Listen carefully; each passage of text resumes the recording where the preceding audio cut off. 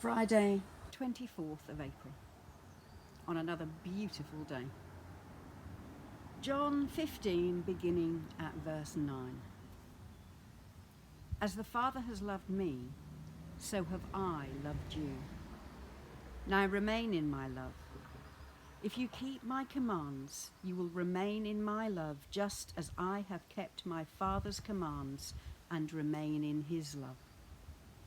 I have told you this, so that my joy may be in you, and that your joy may be complete. My command is this: love each other as I have loved you. Greater love has no one than this, to lay down one's life for one's friends. You are my friends if you do what I command. I no longer call you servants, because servants do not know their master's business.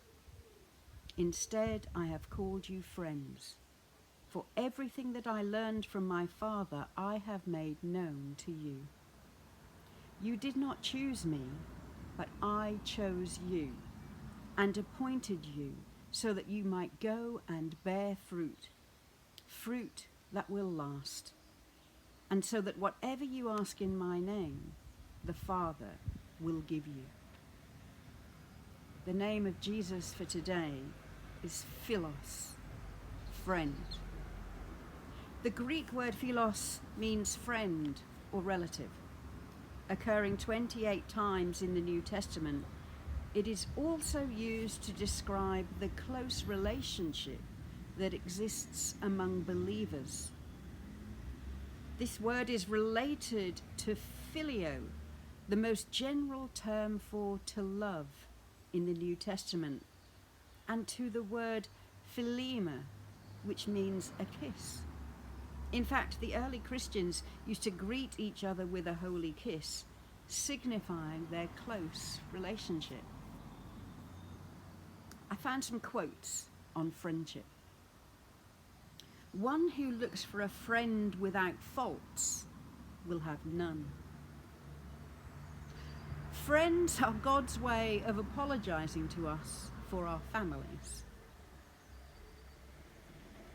And lastly, if this is how you treat your friends, no wonder you have so few of them. Now, that last quote comes from Teresa of Avila. And you might think she was talking to a human being, but actually she was talking to God. Apparently it was the quick retort of Teresa of Avila, a 16th century nun, who uttered it right after being dumped in the mud when her cart overturned during a journey she had undertaken for the Lord. I nearly laughed out loud when I heard it, appreciating both her wit and her ability to capture the frustration we all feel when life doesn't go our way, especially when we are doing our best to serve God.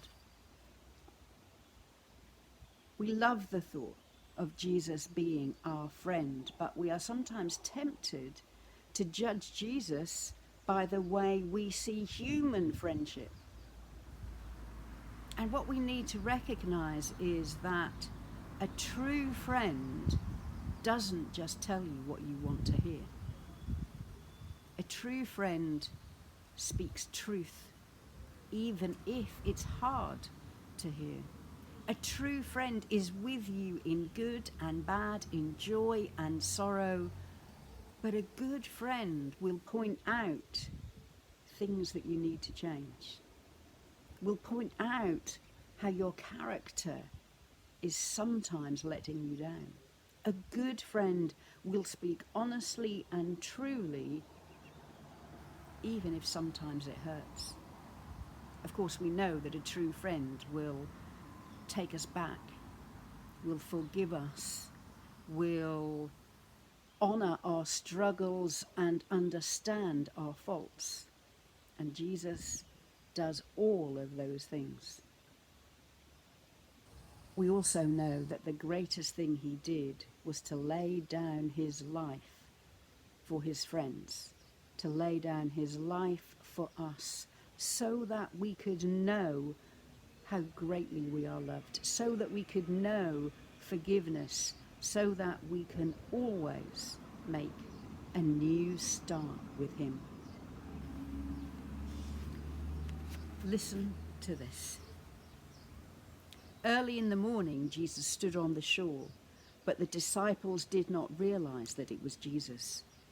He called out to them, "Friends, haven't you any fish?" "No," they answered. He said, "Throw your net on the right side of the boat, and you will find some." When they did, they were unable to haul the net in because of the large number of fish. Then the disciple whom Jesus loved said to Peter, "It is the Lord." Peter recognized Jesus because he recognized something familiar. We know that at the resurrection, when Jesus said to Mary Magdalene, "Mary," she recognized his voice.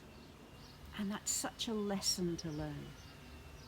When we want to see Jesus, when we want to seek him, when we want to know his presence, we need to ask ourselves the question, how familiar are we with him? Are we paying attention so that we do recognize his voice above all the other voices clamoring in our minds and our spirits? The better we know Jesus, the more time we spend with him as our friend, the easier it is to recognize him when he has something important to say. The easier it is to recognize his close presence because it's familiar to us. That's what I want in a true friend. I leave you with these questions. Explain in your own words how Jesus defines friendship in that passage from John 15, 9 to 16. It's not all about warm and fuzzy friendship. There are responsibilities in being a good friend. Describe the best friendship you ever had. How does it compare with the way you have experienced Jesus' friendship?